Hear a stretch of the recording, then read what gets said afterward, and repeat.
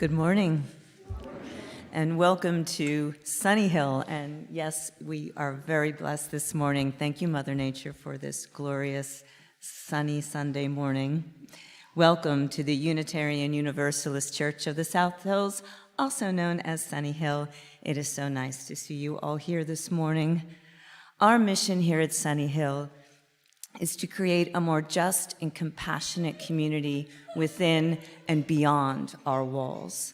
My name is Mary Jo Hennessy, and I serve as a worship associate for this congregation, which sometimes doesn't make some people very happy. It's okay. It's all right. If you are a newcomer or a visitor to our congregation, please go to sunnyhill.org and click on the button that says New to Sunnyhill to receive more information about our congregation and to receive our weekly newsletter called The Beat. Comes in on Wednesdays and has all the information that you need to know about what's going on here at our very vibrant and busy congregation. And if you are a newcomer and would like to be greeted as one during coffee and conversation, grab a red mug, and we will all then know that you are new, and we'll come up and tell you everything you need to know about Unitarian Universalism here at Sunnyhill. If you're joining online today, good morning, and please let us know you're out there by placing comments on Facebook or YouTube. We love to know that you're here with us as well. And for those of you who are here in person, please remember to silence those cell phones or other electronic devices so we don't have to have any buzzing or alarms going off during our service. And today's service is titled, What to Do When You Don't Know What to Do. Most of us have experienced moments in our lives when we are caught off guard by something big for which we were not prepared. In fact, over the past few years, some of us have experienced many such moments. This sermon will offer some suggestions about what to do when you don't know what to do. And now we will have some announcements about our upcoming Pride events. Good morning. My name is Christy Craig, and I am the chair of our LGBTQIA+ social justice group here at Sunnyhill, lovingly known as Interweave. Since COVID, we've been fairly quiet when it comes to in-person events, and we no longer have the luxury of doing that.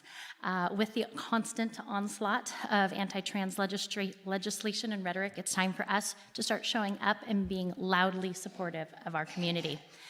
June gives us lots of opportunities to do that, and I'm excited to tell you about our first two. Next Sunday, we will be hosting a sign-making event here at Sunnyhill from 12:30 to 2:30 to prep for this year's Pride March/Parade.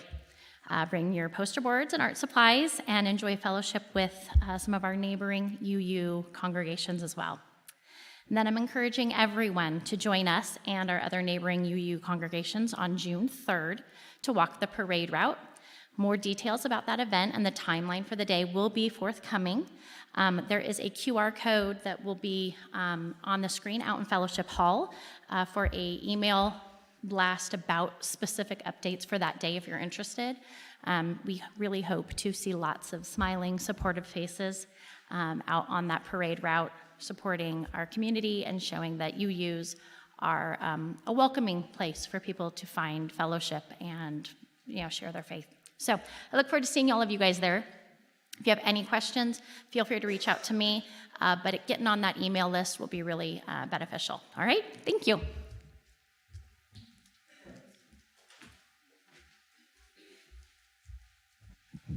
Our opening words were written by Sherry Woodbury. Welcome, all who come in friendship, who long for genuine community. May you be graciously received here as your authentic self. Welcome, all who come in curiosity, full of questions, or simply open. May you embrace wonder and encounter new delights. Welcome, all of you who come heavy with fatigue, weary from the troubles of the world, or the troubles of your particular life. may you rest and be filled in this sacred space. Welcome all who come with joy for flowing rivers and gentle breeze, for changing skies and great trees. May the grace of the world leave a lasting imprint in you. Welcome all who come with thanks for the altruism of the earth and the gift of human care. May your grateful heart overflow and bless those around you. Come, let us together celebrate together this wondrous life. And please join me in saying the words to light our chalice. May our chalice glow with the warmth of friendship, with the light of wonder, and the radiance of love. Good morning. Please rise and by your spirit for our opening hymn, Come Sing a Song with Me.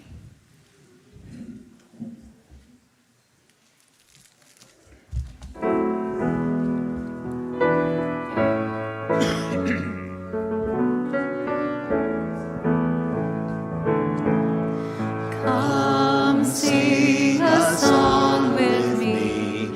Come sing a song with me.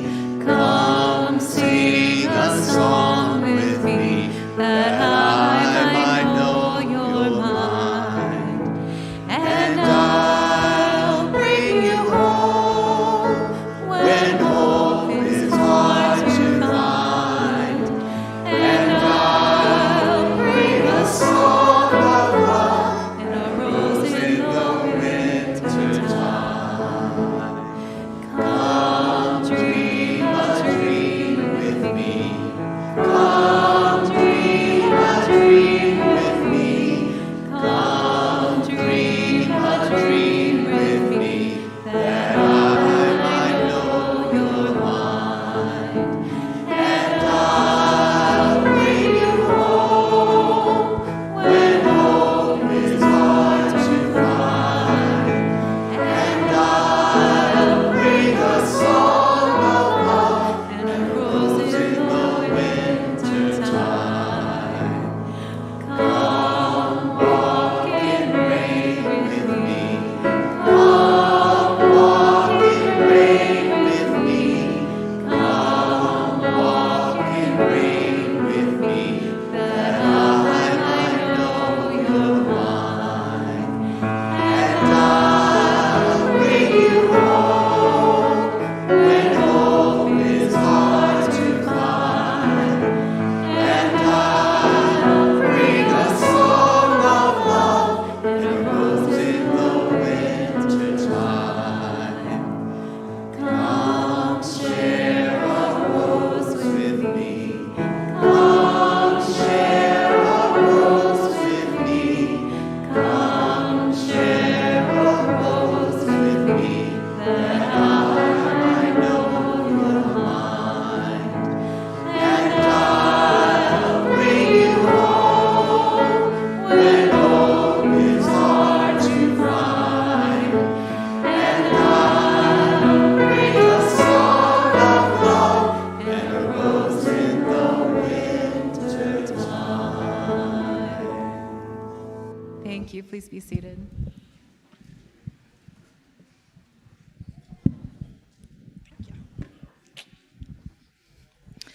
Good morning.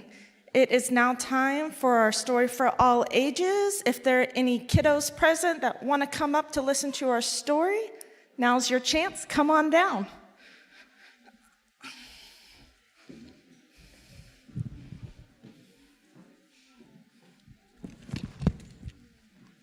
Good morning, friends.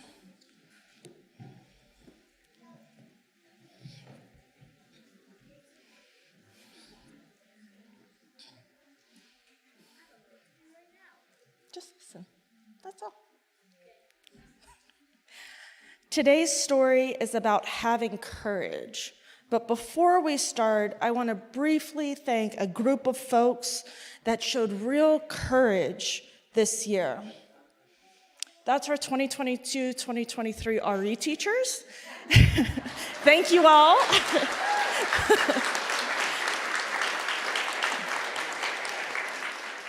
Thank all of our teachers for volunteering in the classroom this year. We had a ton of fun together. Please take a flower if you taught in RE. They're in the fellowship hall. You could grab one on your way out.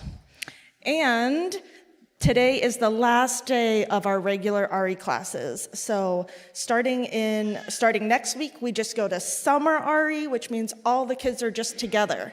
And we have lots of open spots for teachers to just teach one Sunday. So if you're interested in teaching RE, you only have to do it one Sunday if you want. There's a sign up in the fellowship hall, and it's also in the beat. All right. Let's get back to our story. This one is an old English folktale about a surprisingly courageous person, just like our RE teachers. It all began with a mistake, or so it seemed. Granny got up out of bed at midnight, thinking it was morning and time to be on her way. She was going to Crocombe Market, where she sold her wares every week. She had a bite to eat and a sip to drink and offered the same to Smart, her old gray pony. He'd been her faithful companion for close to 40 years. She saddled up Smart with a basket that she loaded with breads, jams, eggs, and such that she hoped to sell. She carefully placed her needles and yarn at its very top so that she can continue knitting her stockings along the journey. Granny mounted and clicked for Smart to set off.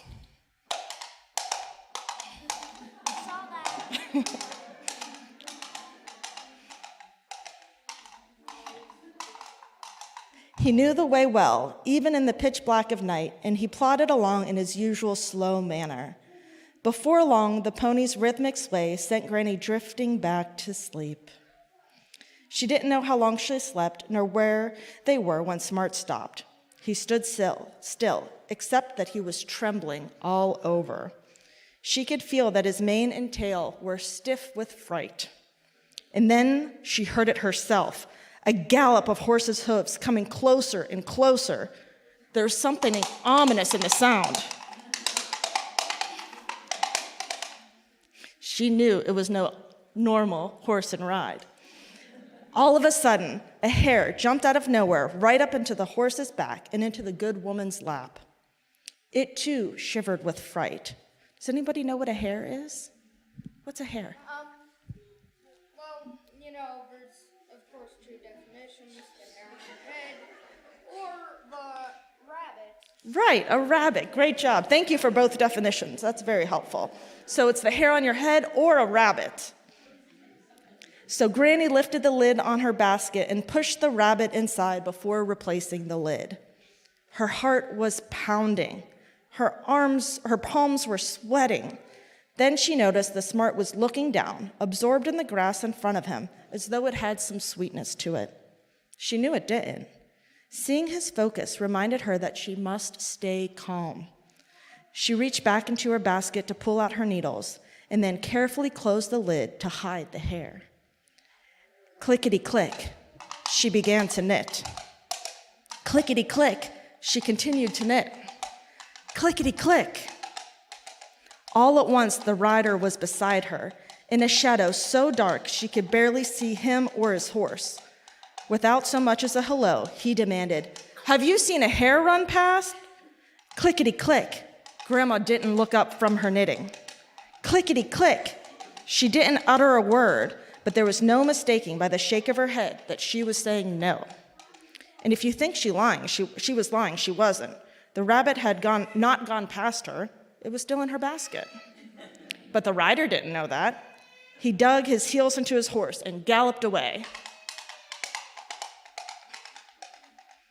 Smart, who had done nothing but amble slowly for the last 20 years, suddenly cantered off in the opposite direction.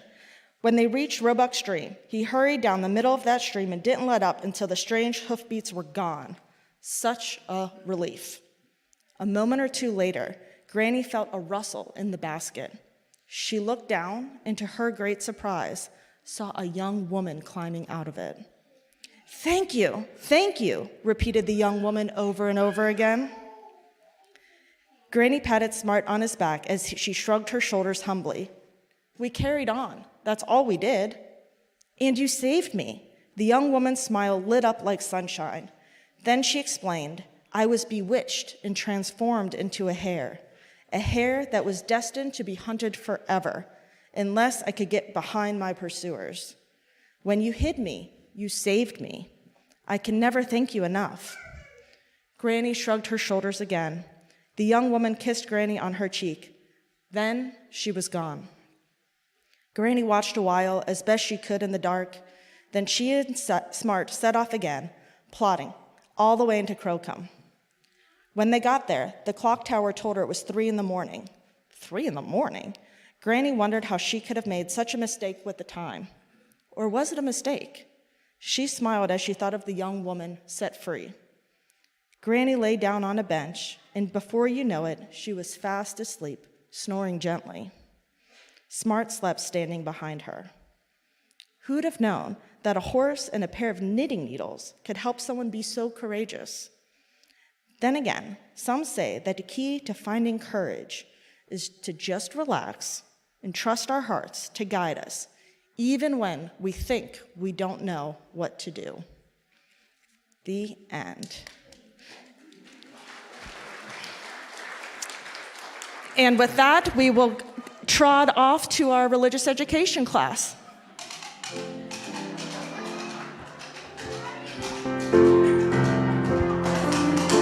May joy surround you as you go. Go in peace. Know our love is with you always as you go, as you go, as you go. May joy surround you as you go. Go in peace. Know our love is with you always as you go, as you go.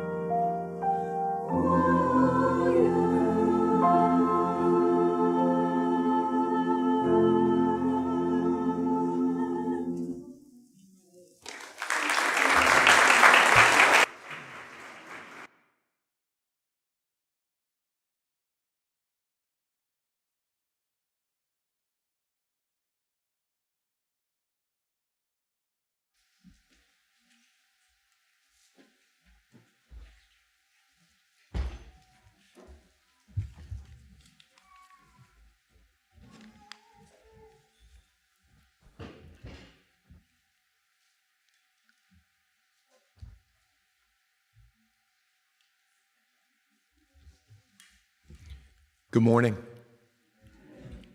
My name is Joe Barker, and I'm a member of Sunnyhill's pastoral care team.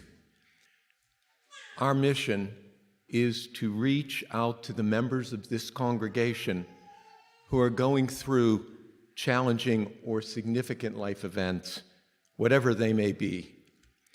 We believe it's our personal connection with each other that offers a kind of loving presence. And that loving presence is what binds this community together. The pastoral care team is here for you. If you'd like to know more, please seek me out after the service in the fellowship hall. Each week at this time, we share joys and sorrows submitted by members of the congregation. Joys and sorrows may be submitted online from our website, sunnyhill.org, or by filling out a paper form in the fellowship hall as you enter on the right-hand side table. After each joy or sorrow that I read, please join me in responding by saying, "We hold you in our hearts." We have a sorrow from Ellen Vey. Many of you know that my husband, Marty, is a survivor of the Tree of Life synagogue shooting. This is a challenging time for us as the trial finally gets underway. Marty will be a witness for the prosecution sometime very soon. Please keep us in your thoughts as the trial occurs over the next weeks and months. To Ellen and Marty, we hold you in our hearts. We have a joy from Louis Portella. Louis says, "I passed my FAA drone certification exam with literal and figurative flying colors on Wednesday, and now moves on to flight class in Florida at the end of June. To Louis, we hold you in our hearts." We have a joy from John Armstrong.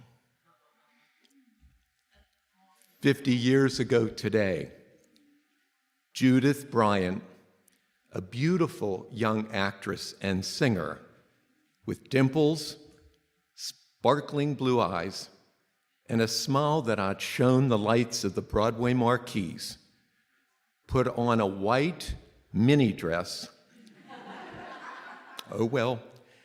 picked up a bouquet in one hand and a bag of trash in the other, and walked out the door of her 7th-floor walk-up apartment in New York's Greenwich Village.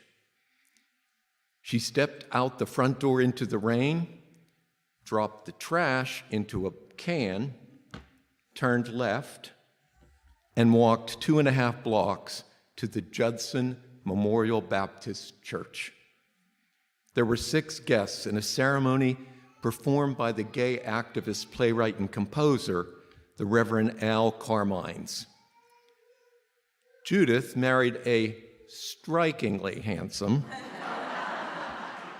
young man, made trim and fit by a season of dancing in children's plays, an out-of-work actor whose only asset was that he loved her more than he could say. Today, burnished by life's successes, failures, laughter, tears, joys, and sorrows, Judy's beautiful blue eyes still dazzle when she smiles. John, no longer trim, gave up dancing long ago, except when no one is watching. They are still together and still in love, proving Judy's long-held belief that there is a lid for every pot. To John and Judy Armstrong, we hold you in our hearts.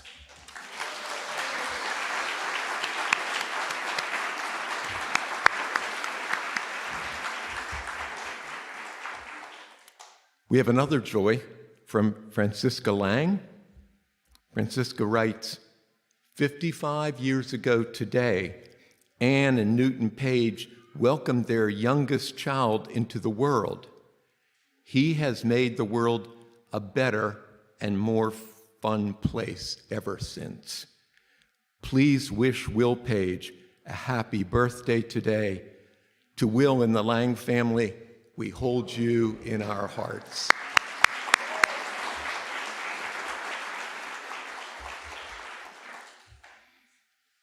As we sing or listen to our musical meditation, we invite anyone who feels moved to do so and come forward and light a candle, place it in the sand, and then return to your seats.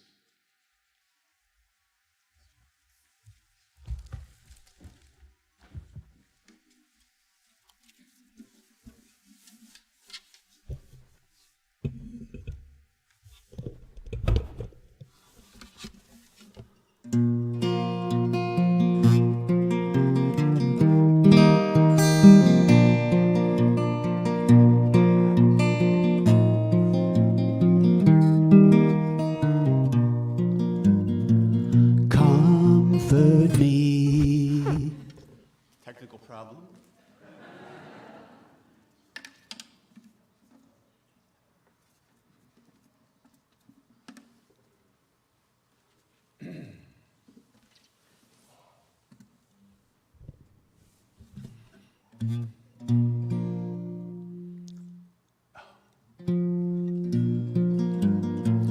Comfort me, comfort me, comfort me, oh my soul.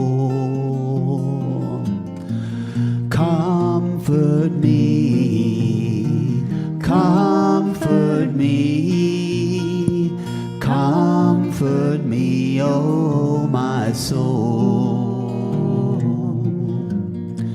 Sing with me, sing with me, sing with me, oh my soul. Sing with me, sing with me, sing with me, oh my soul. Speak for me, speak for me, speak for me, oh my soul. Speak for me, speak for me, speak for me, oh my soul. Dance with me, dance with me, dance with me, oh my soul.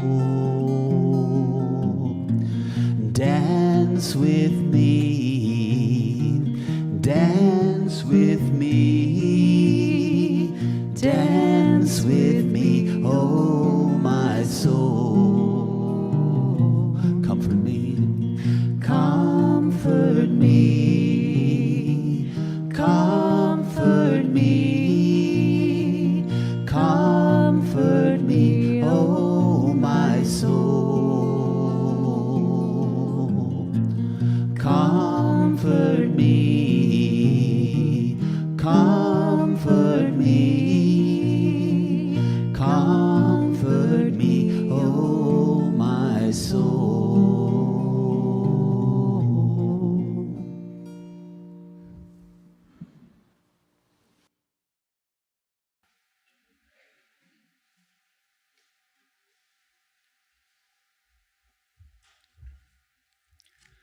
Please join me in the spirit of meditation or prayer.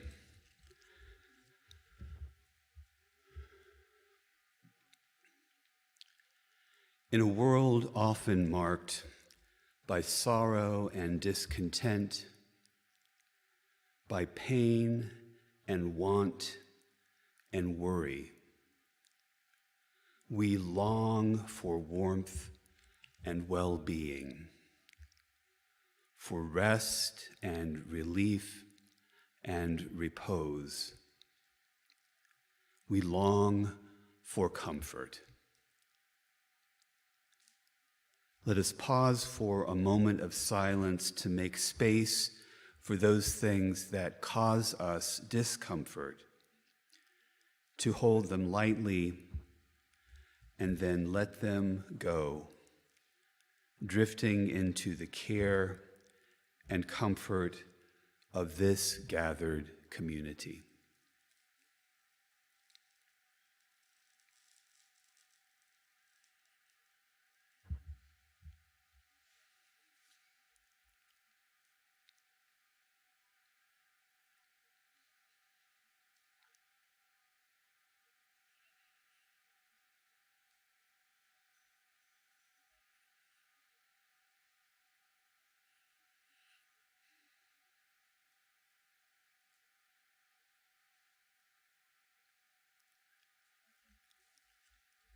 May our souls sing a song of quiet contentment and comfort. May we speak in comforting ways to those around us. May we immerse ourselves in the dance of joy and sorrow, agitation and tranquility, uncertainty and resolve. And may we learn to bring comfort to ourselves and others in an often comfortless world. Amen.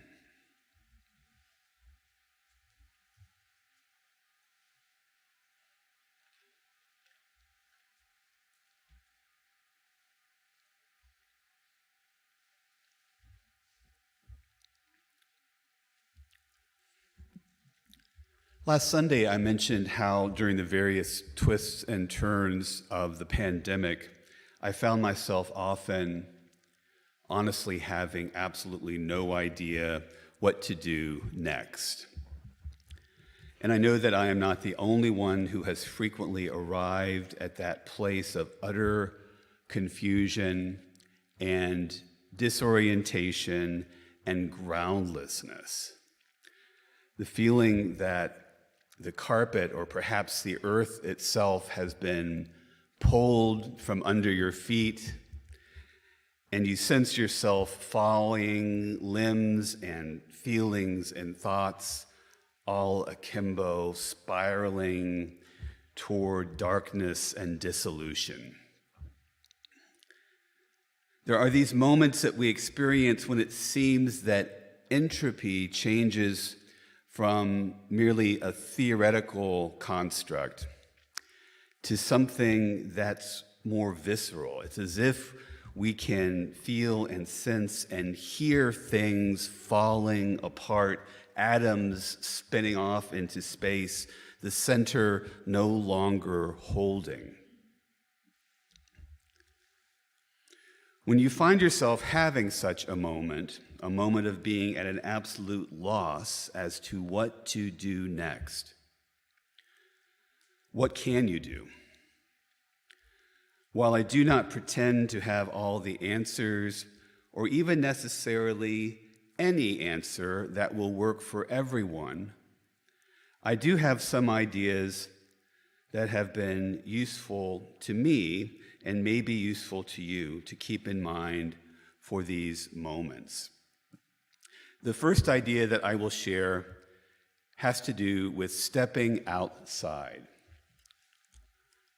When our daughter was an infant, there were times when she would cry and cry and cry and seemed utterly inconsolable. It probably sounds like a familiar scenario for some of you. Feeding and changing diapers didn't work, cuddling and caressing didn't work, bouncing and rocking didn't work, humming and singing didn't work, white noise didn't work, turning rock and roll up to 11 on the stereo didn't work. One day when the weeping and wailing seemed interminable, I did something that, perhaps incredibly, had never really occurred to me before. I carried our infant daughter outside to our front porch. And the transformation was immediate and almost magical. The crying ceased, both my daughter's and my own. And I could see her eyes moving around, taking in the trees and the grass and the sky. She let out this sigh as her body relaxed in my arms. And at least for a while, we rested in the grace and peace of the natural world. I try to remember this lesson for myself anytime I feel stuck or overwhelmed. Try going outside. And sometimes that is enough in and of itself to make a huge difference. My second suggestion for what to do when you don't know what to do is perhaps even simpler than the act of going outside. It is remembering to breathe and to try to center yourself in your breath. You don't need to be some sort of master level meditator to center yourself in your breathing. You just need to shift your awareness toward your breath for a moment before moving on. In fact, I'll invite you to practice right now for just a moment, if you would, with me. Try to relax in your chairs, close your eyes if you wish, and we'll take 3 mindful breaths. Breathe in, hold, and breathe out. Again, breathe in, hold, and breathe out. And once more, breathe in, hold, and breathe out. Return to your normal breathing. Open your eyes if you wish. The song that we often sing as our musical meditation on Sunday mornings, meditation on breathing. When I breathe in peace. When I breathe out love, was written by UU musician Sarah Dan Jones, who said in an interview, "I wrote the song just after September 11th.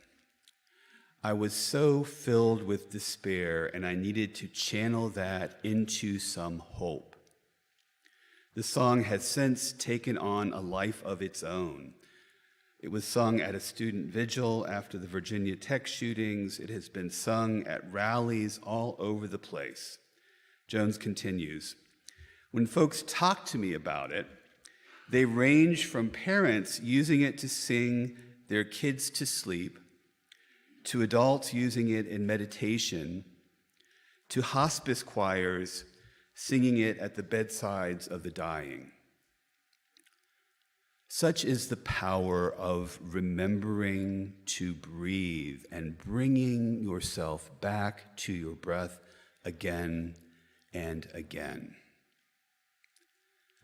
As Lynn Unger says in her poem titled "Breathe," "Breathe," said the wind. "How can I breathe at a time like this when the air is full of the smoke of burning tires, burning lives?" "Just breathe," the wind insisted. Easy for you to say if the weight of injustice is not wrapped around your throat, cutting off all air. I need you to breathe. I need you to breathe. Don't tell me to be calm when there are so many reasons to be angry, so much cause for despair. I didn't say be calm, said the wind. I said to breathe. We're going to need a lot of air to make this hurricane together. It is simple and it is true. We need to breathe to face whatever might be ahead of us. My third idea for what to do when you don't know what to do is to reach out to others. At the center of almost every emotional and spiritual crisis that I have experienced is this feeling of isolation, of being totally alone with whatever challenge I am facing. And almost always, the crisis is made more bearable when I reach out to other people. If we have learned anything from the pandemic, and I do hope that we've learned a few things, it is a lesson about the power and necessity of staying connected to others. When we start losing that sense of connection is when we start feeling adrift, and that drift can quickly become a downward spiral. One of the primary reasons that we exist as a religious community, one of the primary reasons that we've sought each other out, is that we realize that we need each other to survive. When we come together, we experience something that we cannot possibly experience alone. Something that is greater than merely the sum of our parts. And when we gather among our people, our chosen communities, our chosen families, then we start to get this sense of a greater love. And each time we immerse ourselves in this greater love, we get a little closer to something like healing and wholeness. Dana Faulds, in her poem Marinate in Love, puts it this way: marinate in love, and you turn from tough to tender. It's what love does. Allow it to work its magic, and love transforms even the most difficult mornings into opportunities for grace to trace its finger up your spine and leave you glad to be alive. Reach out to others in whatever way you can. Connect with your people and marinate in the love that you find there. The fourth suggestion that I have for what to do when you don't know what to do is to break things down into smaller chunks. Everything in the world is overwhelming when you try to take it in all at one time. But pretty much anything can be dealt with if you deal with things one at a time. That old 12-step adage, one day at a time, is so crucially important, especially during challenging times. And the more intense and challenging things become, the more you might have to turn one day at a time to 1 hour at a time, or even 1 minute at a time. It may not be magic, but I have managed to get through some of the hardest times of my life by remembering to take it one day, one moment, sometimes one breath at a time. Poet Mary Oliver said, "Attention is the beginning of devotion. Attention is the beginning of devotion." And I would add, the only way to focus our attention is to take it one thing at a time.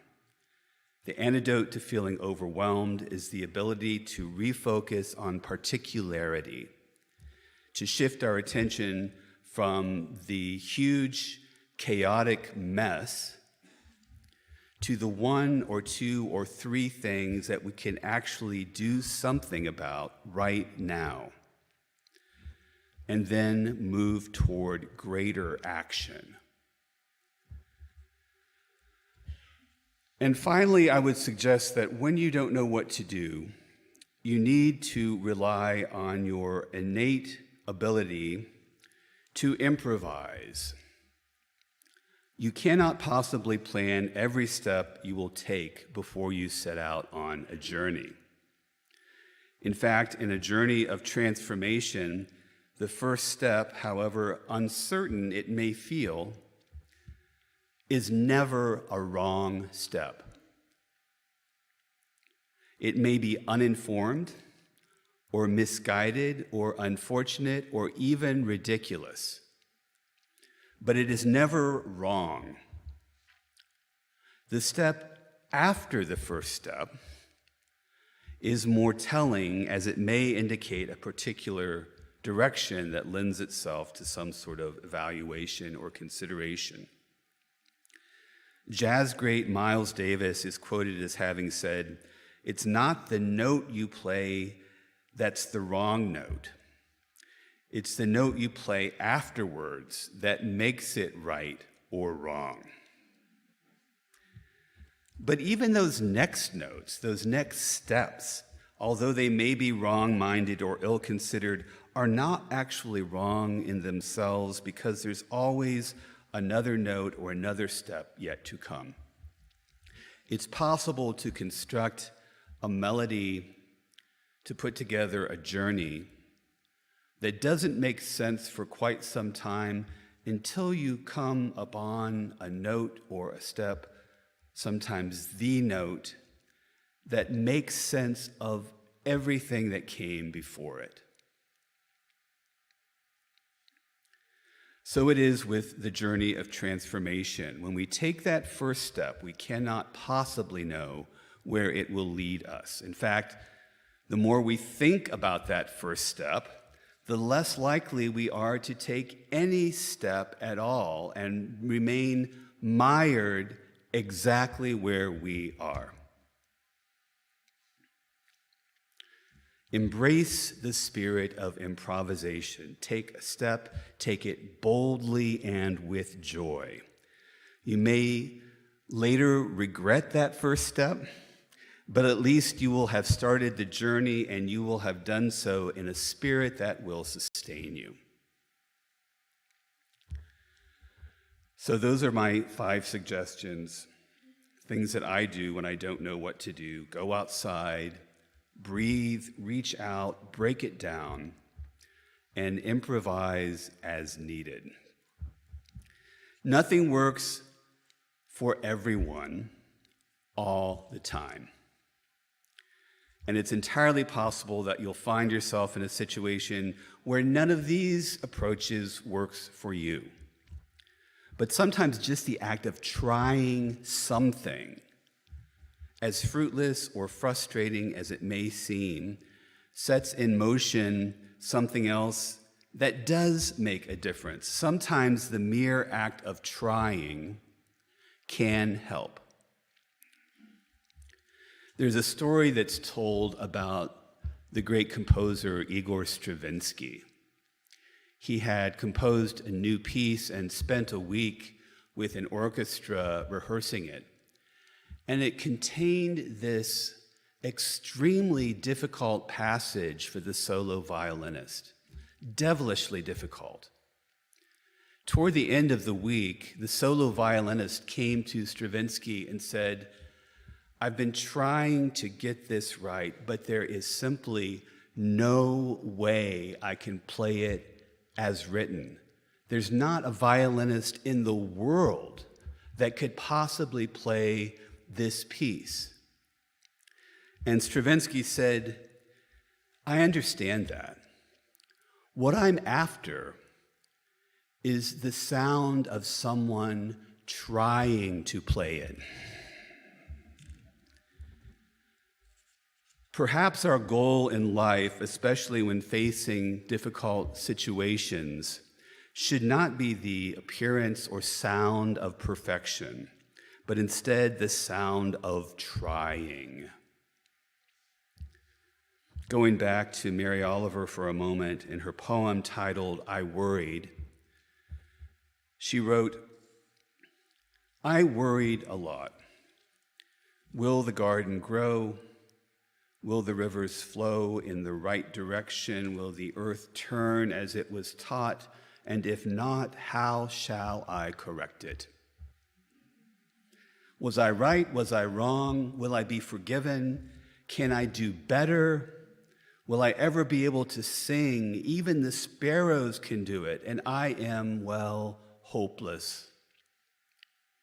Is my eyesight fading, or am I just imagining it? Am I going to get rheumatism, lockjaw, dementia? Finally, I saw that worrying had come to nothing and gave it up and took my old body and went out into the morning and sang."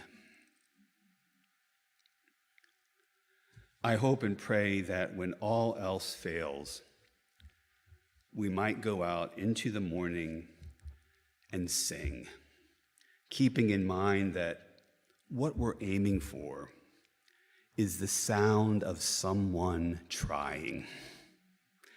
May it be so. Amen.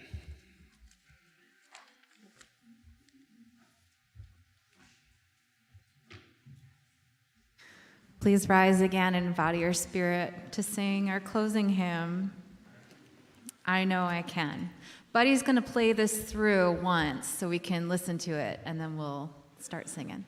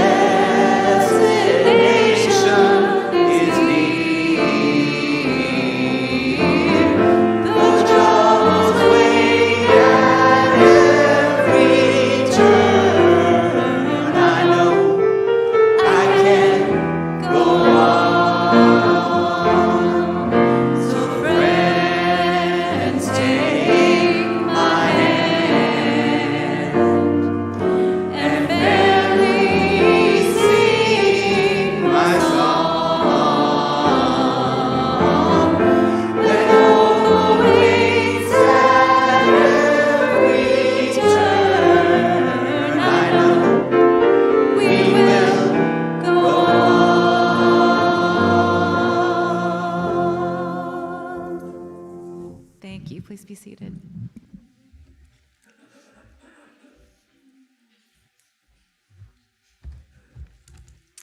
Today's designated offering will benefit Cease Fire PA, whose mission is to end the epidemic of gun violence across the state of Pennsylvania and across our country through education, coalition building, and advocacy. If you'd like to make a gift via our online giving system, you can pull those phones out now. You can do so by going to sunnyhill.org and click on the button that says Online Giving, and then follow the instructions. Or you can give by text at 412-324-3130. And for those of you who are here with us in person, we'll be passing our offering baskets in just a moment. And as always, thank you for your generosity.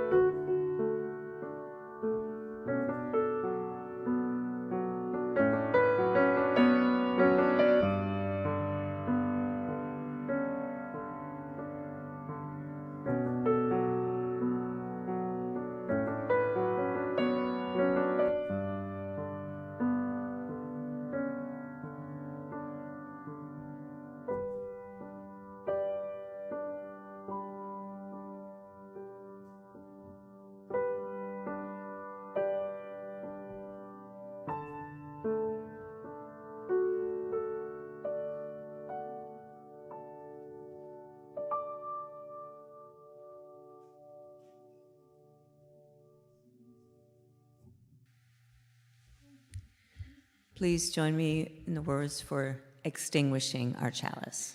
We extinguish this flame. The community, or the fire of commitment. These we held in our hearts until we are together again.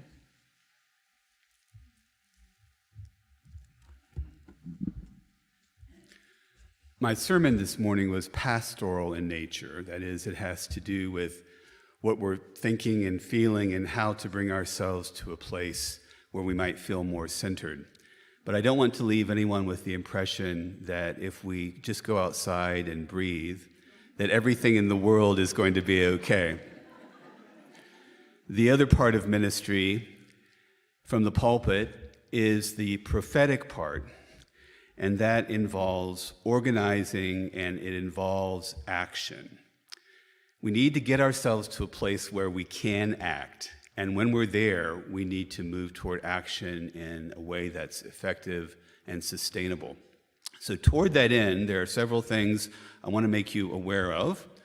One is, I believe that we have a representative from Ceasefire who's going to be in our fellowship hall after the service today. If you want to talk about ways to help them, in addition to giving money, some places where pressure might be brought to bear. Every now and then there's a chance, it seems exceedingly rare these days, but every now and then there's a chance to make a difference through changes in laws and policies. Second thing is, we're going to be holding a social justice organizing session here in the sanctuary immediately after the service. So if you would like to be involved in that, I encourage you to stick around. Pat Murray, one of our social justice leaders, will be there along with me, and we'll talk about sort of re-energizing and refocusing our social justice efforts here at Sunnyhill, which have continued, but I think it would be great to get more people involved and to become a little bit more strategic about how and when and why we do things. And then finally, this Wednesday, May 24th, PEN, which is the Pennsylvania Interfaith Impact Network, of which our congregation is a member. This Wednesday, they are having an action groups meeting, which Pat Murray can also tell you more about if you're interested. They have divided into, I think, 4 different action groups which have to do with reform for the Allegheny County Jail and also criminal justice. One that's focused on education, one that's focused on gun violence, and one that's focused on environmental justice. And so this is a way to build our power with other congregations in the greater Pittsburgh area and try to make a difference in each of those areas. Also, we're going to have another organizing session, if you can't make today's session after the church, June 4th, so a couple of weeks from today, just to let you know. We'll close with these words. It only takes a reminder to breathe, a moment to be still, and just like that, something settles in me, softens, makes space for imperfection. The harsh voice of judgment drops to a whisper, and I remember again that life isn't a relay race, that we will all cross the finish line, that waking up to life is what we were born for. As many times as I forget, catch myself charging forward without even knowing where I am going, that many times I can make the choice to stop, to breathe, to be, and walk slowly into the mystery. Go in peace.